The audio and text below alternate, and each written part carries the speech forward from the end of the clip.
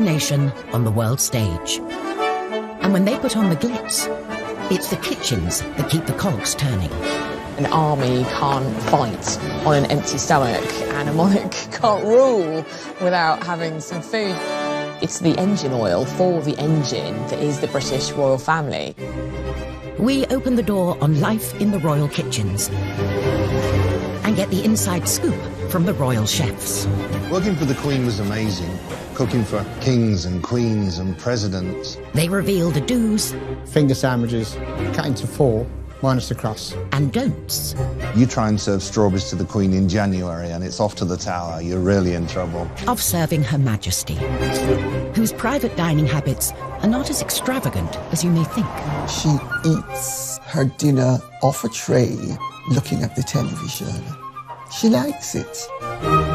We discover the lengths our royals go to in the name of diplomacy. It's very phallic. They didn't have to put the whole thing in their mouth, which would have been pretty gross. And delve into the shocking history of royal health and safety. It's a wonder, really, that the whole place didn't go down with cholera and typhoid. And reveal how Harry's kitchen curiosity could have scarred him for life. If I'd not been like Usain Bolt racing across the floor, he would have yanked that pan down. This boiling water would have gone all over him. These are the secrets of the royal kitchens.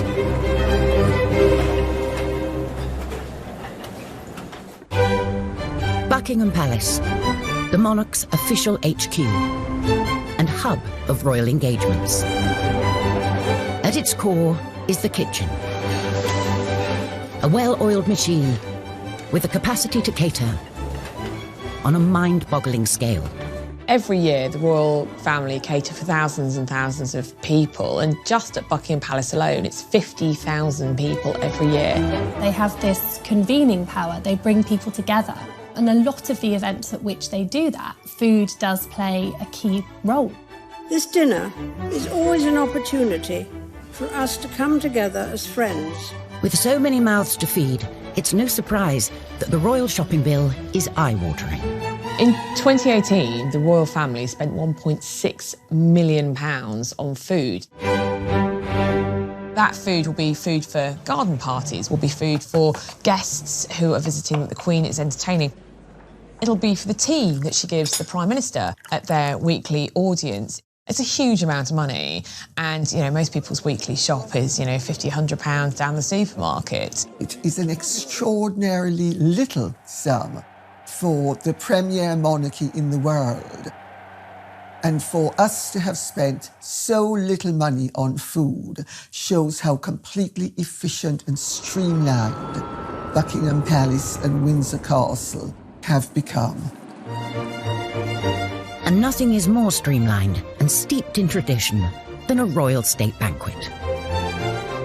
It's the highlight of any state visit of a visiting head of state to the UK. It's kind of the centrepiece, really.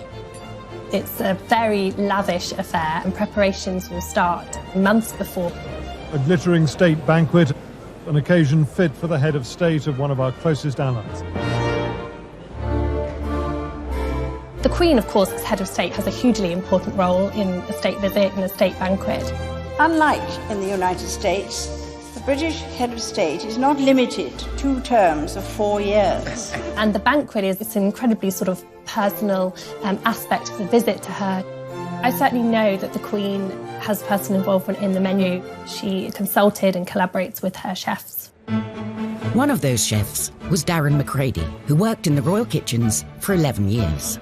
Working for the Queen was amazing. Cooking for kings and queens and presidents. When the Queen was holding a state banquet, it was his job to create a menu for the VIP guests. The first thing they take into account is, are there any allergies? Do they not eat shellfish? Does the president not eat broccoli? It's to show the best of British, locally sourced, something that's quite fresh and quite light. They'd only use seasonal fruit in the summer, only use asparagus the right time of the year. Nothing really was imported. And if possible, something off the estate, maybe some salmon from Balmoral or some venison from Sandringham. That attention to detail is selling brand Britain. So both the way it's prepared and what it is speaks volumes. The 4 courses for the state banquet. There's the starter, which is always fish, the main course, which is always meat, and dessert is a fruit course, and then coffee and petit fours. Darren and his team had their work cut out, making over 600 plates of food for 170 guests.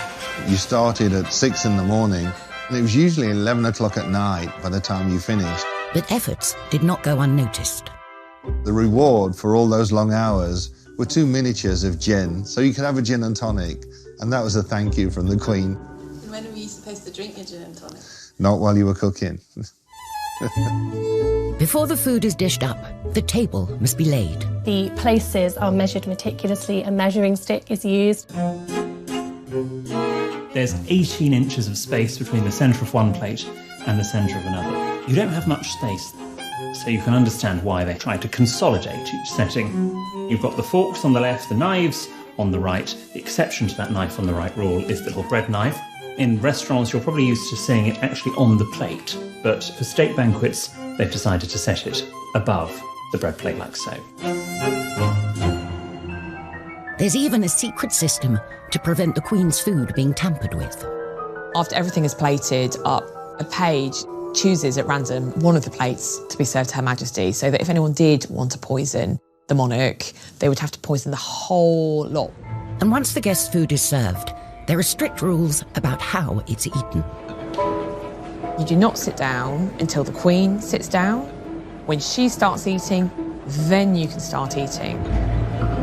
And traditionally, you would have to finish eating by the time the Queen would finish eating. So in years gone past, courtiers would be kind of desperately trying to eat their food quite quickly. Queen Victoria was a famous gobbler, so people would often not be finished by the time she was finished. So they had to gobble their food as well. In Western culture, a lot of our dining etiquette is put in place to minimise the awareness that we are eating. It's small mouthfuls, a straight back, hands in the lap when we're not eating. And so with the royal family, they follow these rules in order to focus on building the rapport with the visiting dignitary that's sitting next to them. And for the diners, there are unspoken rules about who you talk to and when. If the Queen is talking to the guest on her right, which will be the visiting head of state, then the other female guests will talk to the person on their right. And then when the Queen switches, then ladies switch and talk to the person on their left. And certain topics of conversation are firmly off the table. Politics is a good thing to avoid.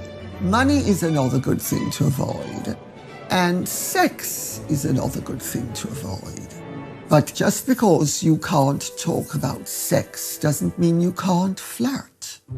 And to wash all that splendid food down, there's an array of drinks to hand. But they also come with a set of rules. The glasses that is closest to you is the glass that is used first. A champagne flute for the toasts. Then the smaller of the wine glasses is for white wine, generally with the fish course. Then a larger wine glass for the red wine, for the main course. And then a small glass for port. And then you have your water glass, and that's always detached from the other glasses because that glass stays on the table throughout the meal, whereas the other glasses will be cleared as the banquet progresses. Despite intimate knowledge of the rulebook, things can still go wrong.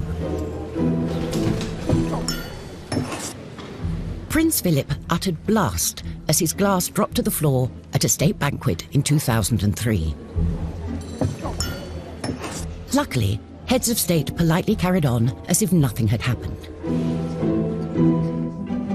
Coming up, we reveal the shocking past of Buckingham Palace's kitchens. It's a wonder, really, that the whole place didn't go down with cholera and typhoid. And uncover how a palace disaster could have scarred Harry for life. If I'd not been like Usain Bolt racing across the floor, he would have yanked that pan down. This boiling water would have gone all over him.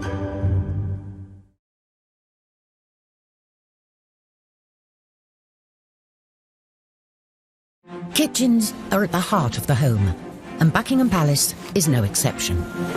Staffed by dozens of chefs preparing food and drink for the royals throughout the day. It's 7:30 a.m., the kitchen's first task of the day, the royal cuppa. She only drinks Earl Grey, no milk, no sugar. The Queen doesn't make her own tea. She has a special coffee room. They make all the teas and coffees. But she would actually pour her own tea when she was eating breakfast on her own. All food created in the royal kitchens is overseen by the Queen. The Queen has a royal menu book that's completed by the chef, and the chef does 3 days menus, and that gives us enough time to get all the produce in and prepare it. And when the menu book goes up to the Queen, she puts a line through the dishes that she doesn't want. She has a HP pencil, and she'd tick one or add something that she would prefer. If she's out for dinner, she puts a line through the page, and if she's got guests coming, she'll put 2 or 3, so we know that she's entertaining. The Queen has particular tastes that a chef ignores at his peril. She knows what she likes, nothing too spicy, because she meets that many people. The last thing she wants, I can smell garlic in my breath, or last night's curry. The Queen doesn't eat garlic, and the Queen doesn't serve garlic, because the Queen is concerned that garlic clings to the being, and you can smell it on the breath. If food is offered out of season, heads will roll. You try and serve strawberries to the Queen in January and it's off to the tower, you're really in trouble. 9 a.m. and it's time for breakfast. Typical breakfast for the Queen would be in her own sitting room. She'd have some hot tea and then a bowl of cereals from a plastic Tupperware container. It might have been served on a silver tray in, lovely porcelain, but it was still kept in Tupperware containers, just like in anyone else's kitchen back at home. Prince Charles has a very particular breakfast routine as well. Whenever the Prince of Wales came to stay with the Queen, he always arrived with that hamper of his own produce, and in the kitchen we'd have jars of bottled plums from the Highgrove Garden. The instructions were to put 2 plums and a little juice into the bowl and send it in to him for breakfast. I'd send in 2 plums and he would take 1, so they'd come back out after breakfast, and I'd put the other plum back into the jar and save it. So one morning I thought, okay, he only eats 1 for breakfast, so I just put 1 plum in the jar and sent it out into the dining room. And the footman came through and said, His Royal Highness said, can you have 2, please? So I had to keep sending 2 in every morning. This wholesome breakfast is a far cry from Queen Victoria's morning spread. It was famously elaborate. It included things like lamb chops, fowl, tongue, eggs, bacon, potatoes. She just went for it, and it's no surprise that she very possibly had digestive problems later in life. The current Queen is more likely to enjoy rich pickings at lunchtime, especially at Balmoral.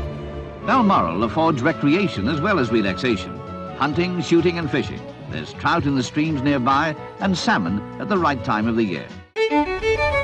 And when they get a good catch, the kitchens spring into action, cooking a lunchtime dish of grilled fillet of salmon with a watercress sauce, one of the Queen's favourites. And royal chef Des Sweeney was the man to do it. The salmon would have been caught in the River Dee behind Balmoral. Des worked as the Queen's chef for 3 years. This is a smallish salmon. It's about £5 in weight. It's a bit of a go-to safe dish, one that the family enjoy, one that she likes to present to guests. The Queen's guests would fish for salmon. Staff were allowed to fish. If they caught one, they would offer it to the Queen, who would politely decline. So I've got a fillet off. These are pin bones. They're very, very small. And if you're doing a large amount of salmon for like a state banquet, it's a very tedious job. A few years ago, when the Queen Mother was alive, unfortunately she got a fish bone stuck in her throat. Traditionally, you swallow bread, and bread will take it down. But this day, it didn't work, so they had to get her to the hospital quite quickly, apparently. It wasn't me. So here I'm just taking the skin off the back of the salmon, and then we're just portioning it up. The Queen famously hates waste. From the tail ends, we'd make fish cakes that would go down to staff, or that would go to breakfast dish. Queen eats very sensibly, really. Meals at a regular time. She doesn't have big meals, doesn't have late meals, and it's really good for your metabolism to live like that. So it's been filleted, lightly oiled, and I'm just going to grill it very simply We'd make a few portions, normally one spare, just in case the worst happens, we drop one, or the tray gets spilled, or something like that. The Queen is particular about sauces, so Days has to ensure it's totally lump-free. Generally, the sauce has to be sort of processed so it's very fine. Quite often it'll be strained. So for plating up, I'm going to use some Norfolk Samphire, just on the bottom, just gives it a little texture. So there you have a grilled fillet of Balmoral salmon, watercress sauce, a light lunch fit for a Queen. So with the Queen's lunch sorted, it's time to feed the corgis. And it's anything but a dog's dinner. They had their own menu. One day lamb, one day chicken, one day beef. And we'd have to make sure that all of the meats we cut into very, very fine dice, a brunoise, so that there were no bones in there, because we couldn't have the royal corgis choking. It's 4 o'clock, and we can reveal the Queen's favourite form of refreshment. The absolute sacrosanct part of the Queen's day, she loves afternoon tea. Can I just have a little milk? And actually, I think it's very instructive that when Meghan, Duchess of Sussex, first met the Queen, it was at afternoon tea at Buckingham Palace. Drinking tea as a social ritual has a long-standing royal connection. Catherine of Braganza, wife of King Charles II, brought tea to England from her native Portugal. She drank it daily, and fashionable upper-class ladies flocked to copy her habit. Nowadays, tea drinking, often accompanied by some delicious tidbits, remains a traditional afternoon treat for the royals. Finger sandwiches, so that'd be cucumber, smoked salmon, cream cheese, cut into 4, minus the crust. And then you turn them on the edge and you cut the edge off. So they look like little 50p pieces. And that was how they're presented. Scones every day and some sort of small cake. The Queen does have a sweet tooth. Anything with chocolate in. She particularly likes a chocolate biscuit cake, which is made with McVitie's biscuits.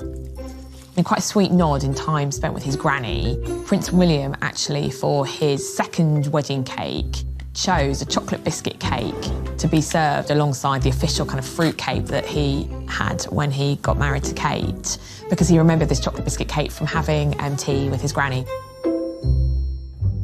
Even when it comes to sweet treats, the corgis are not left out. She'll often take one of the scones and just crumble it onto the carpet so that her royal corgis can enjoy afternoon tea with her. Another royal who's reported to enjoy an afternoon tidbit is Prince Charles, although he is said to have rather precise requests.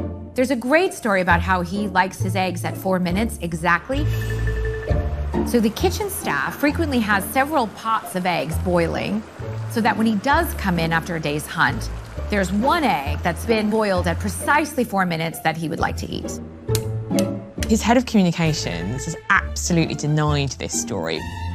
Often when we hear stories about lavish demands from the royals, sometimes staff are anticipating what the royal might want. He might not even know that there were, 4 different pans of water on the boil with all these eggs being prepared just in case.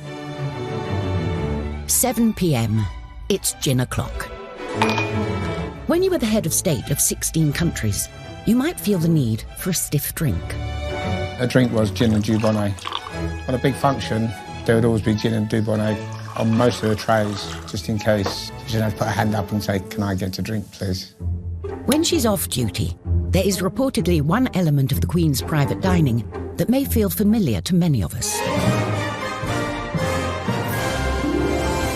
She eats her dinner off a tray, looking at the television. She likes it. It's homely, it's cosy, it's comfortable. And to polish off dinner... Most days, there'd be a fruit bowl go up. Queen was a big fan of fresh fruit, especially stuff that was grown locally. And eating fruit has a particular method. Now, this is how the Queen would eat a banana.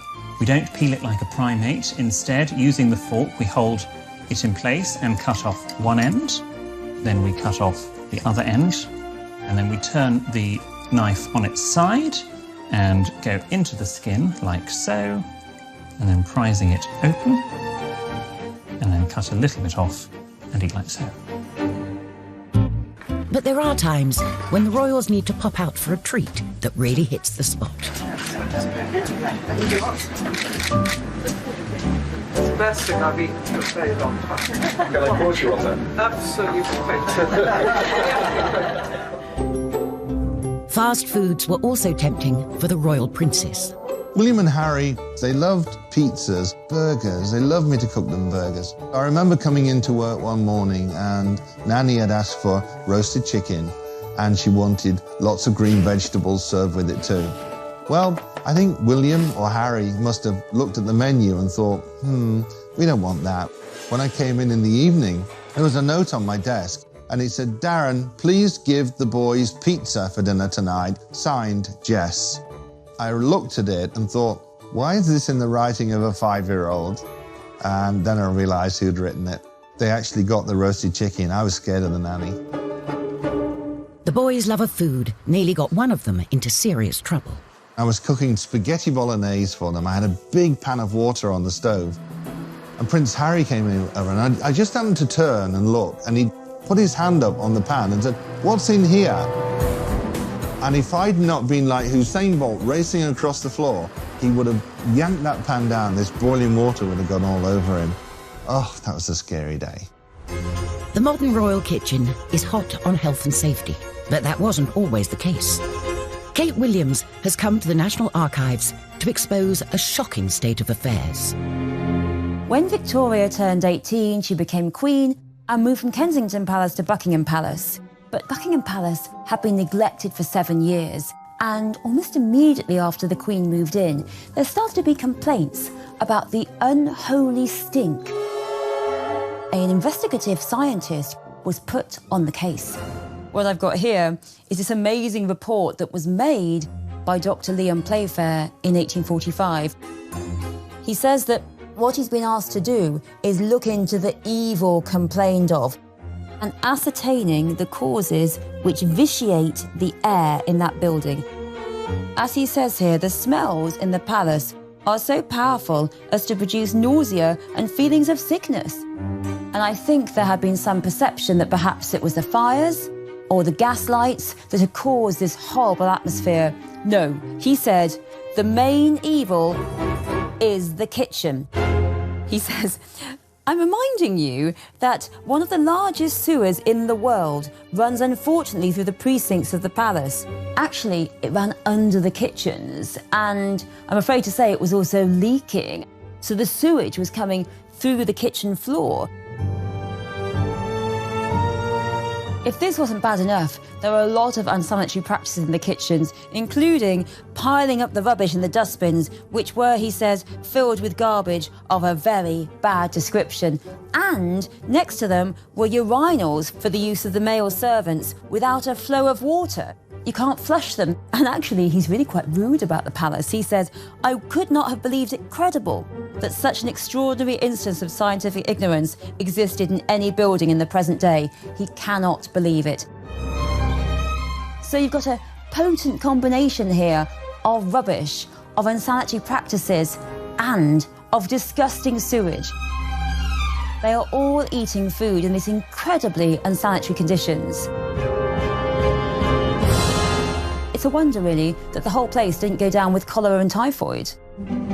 Coming up, a right royal mix-up in the kitchen. I said, the gardener wants to speak to you. And he went back upstairs and I walked with him and he said, oh, good morning, Royal Highness. And I thought, it's not the gardener. And Kate and William are faced with a rather phallic diplomatic dilemma. Try a bit, think of England, carry on. They didn't have to put the whole thing in their mouth, which would have been pretty gross.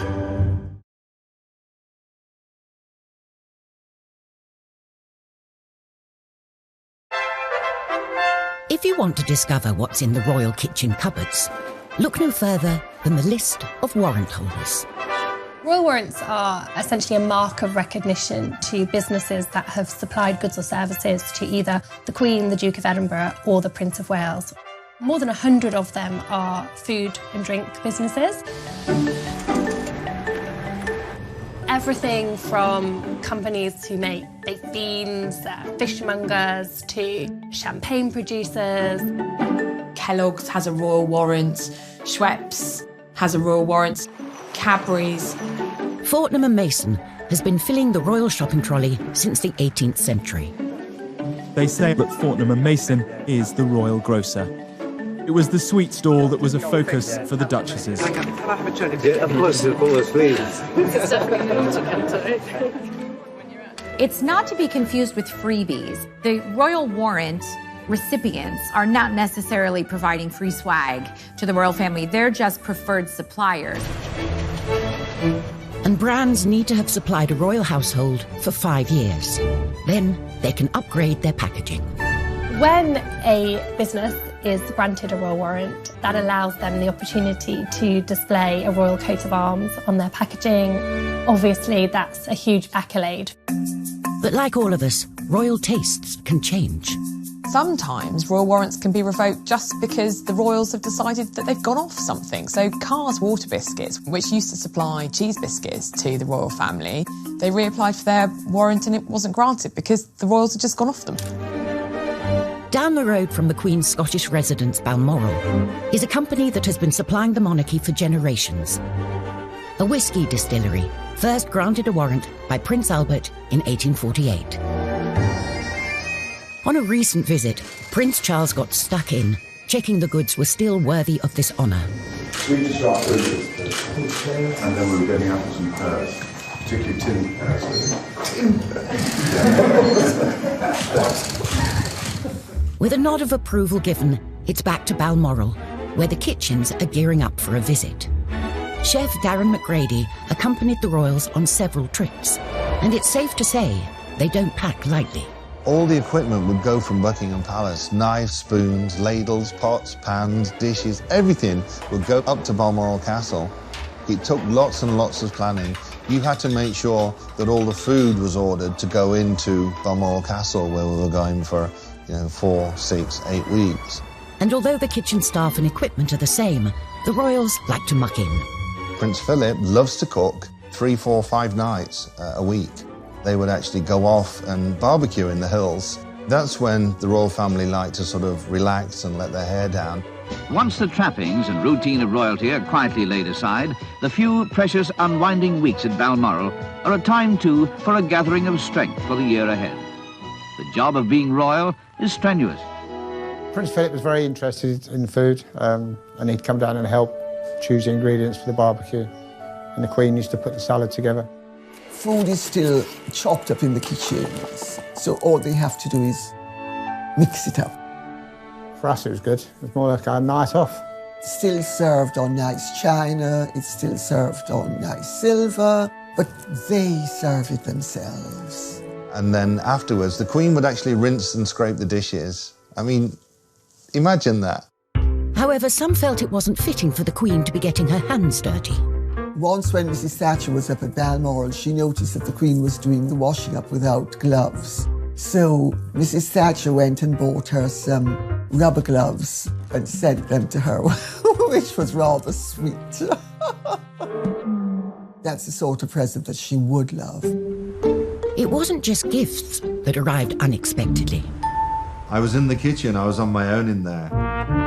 And this old man walked in.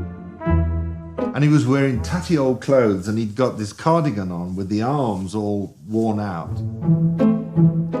And he said, "Where's the chef?" And I said, "I'll just get him for you, sir." And I went down and found the head chef and I said, "The gardener wants to speak to you." And he went back upstairs and I walked with him. And he said, "Oh, good morning, Royal Highness." And I thought, it's not the gardener, it's Prince Philip. The kitchens also play a key part in royal travel. Between 1954 and 1997, the royal yacht Britannia took the royals all over the world. The royal yacht Britannia arrives at Monrovia in the African Republic of Liberia with Queen Elizabeth, who is winding up her tour of African nations. On board, the Queen hosted politicians and dignitaries. And for the chefs, logistics were at the top of the menu. The food had to be sent down to Portsmouth where it could be loaded onto Britannia and put in the freezers. And by the time we flew out with all the fresh produce, we were there, we were planned and we were ready to cook. But cooking on a ship has its own challenges. You're in a confined space, the kitchen's not very big, you don't know where anything is. There was a lot of people, a lot of dignitaries, a lot of VIPs, a lot of security. A lot of them would come through the galley. So you'd be cooking away, and next thing there's more people walking through, and it's like, is he working in the kitchen or is he VIP? I don't know what he is. For a royal chef, the show must go on, come hell or high water. We were sailing into a storm. I put chocolate souffle on the menu, and that was a big mistake. It'd gotten around to my course. I put the souffles into the oven, and I went outside, and the storms were getting worse. I came back inside, looked at the souffles, and they were rocking around in the bowl. I just went outside, threw up over the side of Britannia. Oh. Sometimes it was so bad, the Queen would helicopter off and fly ahead, and it was like, okay, it's going to be rough. And of course, Prince Philip loved it. Yay, let's go, because he used to be a sailor. On tour, digestive disasters for the royals are to be avoided at all costs. When a royal goes on tour, huge consideration is given to what they eat. Just a little bit, just a little bit. Individual taste taken into consideration. They might say, well, Prince William likes curries, or, you know, the Queen, for instance, famously doesn't eat shellfish. Not because she doesn't like it, but because obviously shellfish can give you an upset stomach, and if you're doing an important diplomatic tour, you don't want to miss a day because you're sick. She takes her bottled Malvern water, and that's all she drinks. Sometimes food and drink can prove to be a diplomatic challenge. Now a coconut shell is handed to the Queen for the ceremonial drinking of the kava. She often has to eat things that she might not privately wish to eat. Here, the mixing and drinking of the kava is of the greatest importance. But she does it because she's very dutiful and she doesn't want to offend her hosts. To the Western palate, the taste is, well, unusual. When our younger royals have been faced with unfamiliar delicacies, they don't always maintain their composure, as Emily Andrews witnessed. When I was on tour with William and Kate in 2016 in Canada, we were at this lovely kind of presentation of seasonal Canadian produce. Sun was shining, Kate was looking gorgeous. I was like, oh, this is lovely. And suddenly we see this clam called a geoduck. It's very phallic looking, kind of long tube and kind of a bulbous part at the end. It's a delicacy and you eat it. And so Kate and William were kind of going around the stalls and we were all as pressed, kind of waiting for them to present it, this geoduck clam, and what would they do? And bless them, they both tried it. They managed to stifle any kind of giggles. There was a slight giggle from Kate.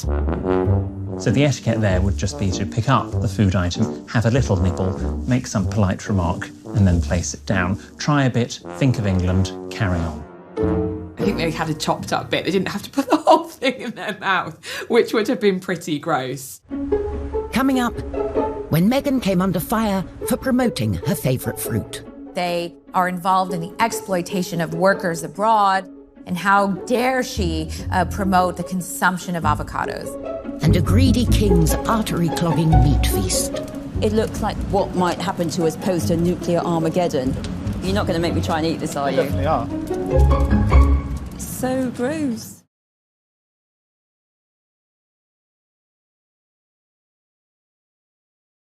Whether it's hosting a state banquet or barbecuing in Balmoral, the royal requirements are the same. Produce must be locally sourced and sustainable. It's an attitude that now seems surprisingly modern. They were long into seasonal food, long before high street, supermarkets, restaurants, because they understood the produce and where it came from.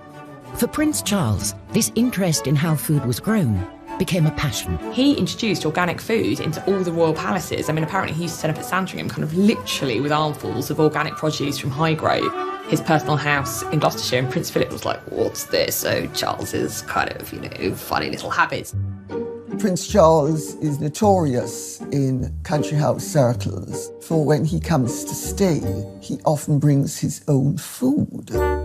Not everybody thinks it's a good thing to do, but people put up with it. It's one of his eccentricities. Prince Charles was mercilessly mocked when he professed his love of organic food.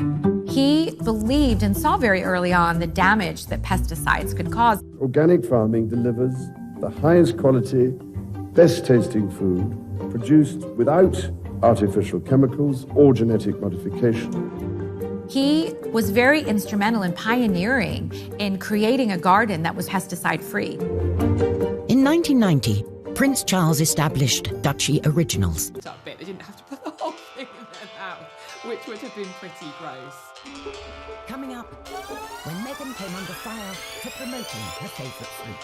They are involved in the exploitation of workers abroad, and how dare she promote the consumption of avocados. And a greedy king's utterly prodding meat feast. It looks like what might happen to us post a nuclear Armageddon. You're not going to make me try and eat this, are you? So gross.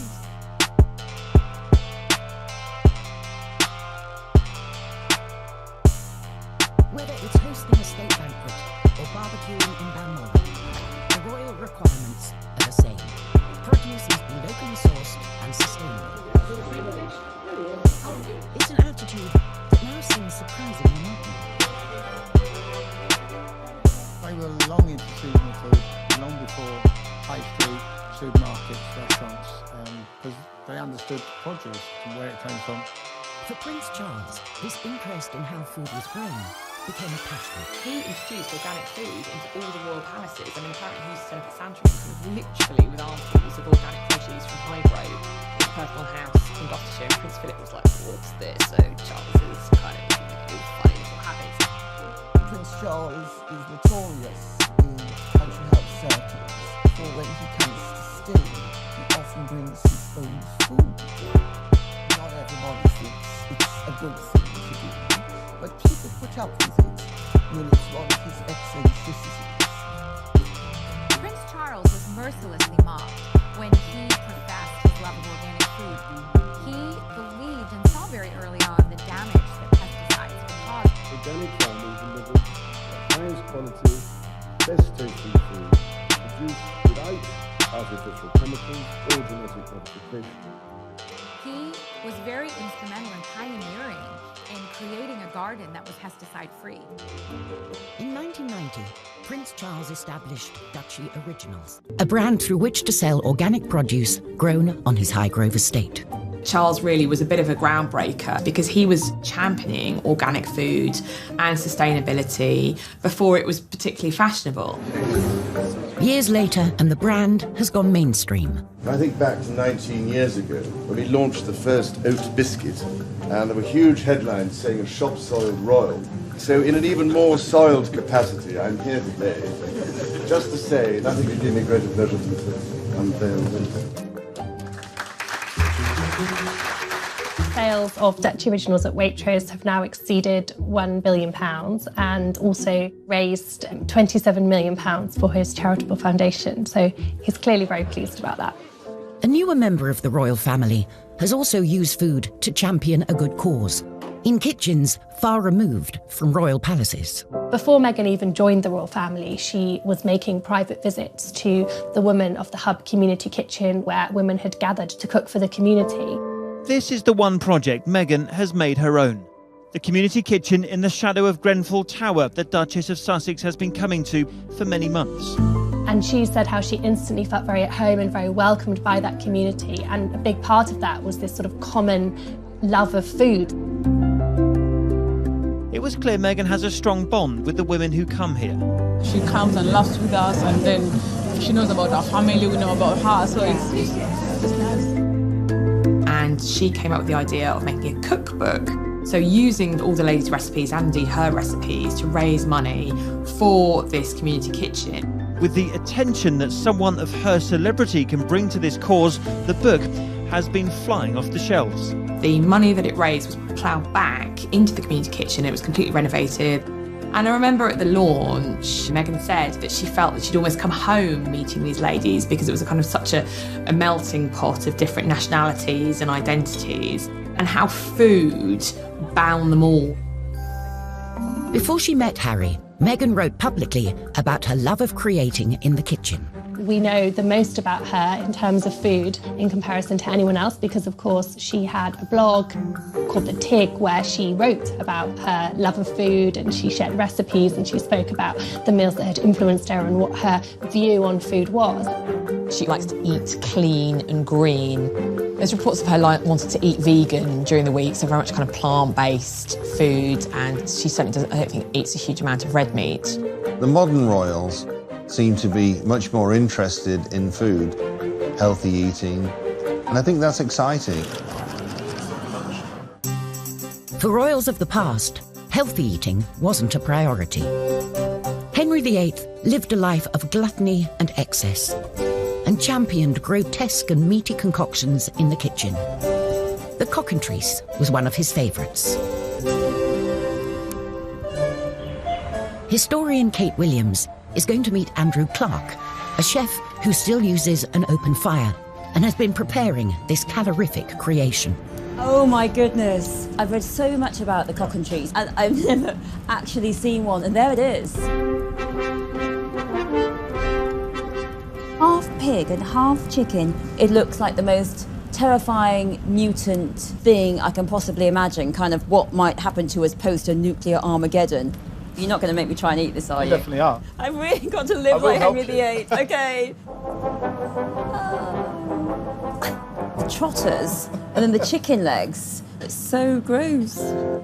The cockentrice was created by taking half a pig and half a chicken and stitching them together. There's no nice way of stitching this, really. It's all quite Frankenstein. Henry VIII's kitchens were the largest in Tudor England, making over 800 meals per day. Pretty freaky, huh? The cockentrice was roasted on an open fire and served up by the king to his waiting VIPs.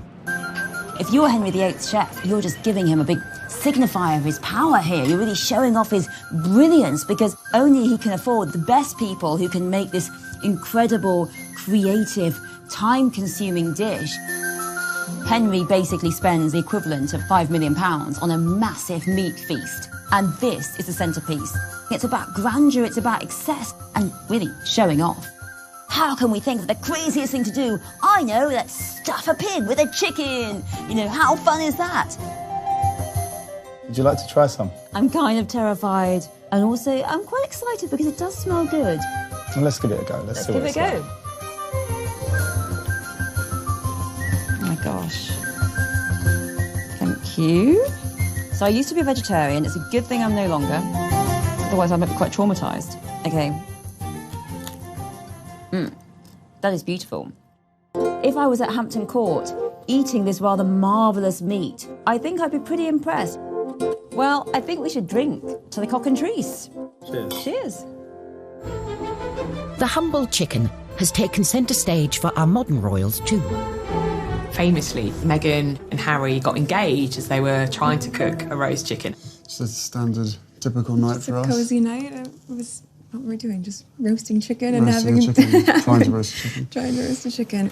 I think Harry said trying to cook a roast chicken. I mean, we know that Meghan is a very accomplished cook. Very romantic. He got on one knee. Standard roast dinner, but that's great. That's, you know, shows that they're normal. It's something that we can all imagine doing. It's not something that we think, oh, well, that's because they were royal, they were doing that. And any meal they eat can make the news. But it's not always a welcome headline, as a friend of Meghan's discovered on a visit to Kensington Palace. He posted what I'm sure he felt was a very innocuous photo of avocado toast and wrote that Meghan was the avocado whisperer because she does such great avocado toast. One newspaper absolutely went after Meghan for eating avocados, saying that they are involved in the exploitation of workers abroad and how it's a controversial thing to eat and how dare she promote the consumption of avocados. An unconventional life in the limelight hasn't stopped the brothers from having an ordinary approach to food. We're living together as brothers, and it's fantastic. It really is. He does most of the cooking. I just laze around watching TV. If you think about William when he was at university, he did have that regular university experience. You know, he lived with other students and that he did the things that other students do, and that would have extended to the way that he ate as well. He certainly wasn't up in St Andrews with a chef who was preparing his meals. You know, that just wasn't happening. And same way with Harry when he was in the military. He didn't go with his own chef. It was very much a case that he fitted in and did what everyone else did. So they do have that pretty ordinary relationship with food. They bring it up to modern day, aren't they? You're too kind, thanks so much. It's the new kids on the block. Harry and William don't want to live like Grandma. When William and Kate had apartment 1A at Kensington Palace renovated, they famously had 2 kitchens put in. One kitchen for them to use personally, and also a professional kitchen for hosting events at Kensington Palace. Kate in the papers was dubbed 2 Kitchens Kate. I've had conversations with her about how much she loves to cook, and she certainly likes to cook for the kiddies.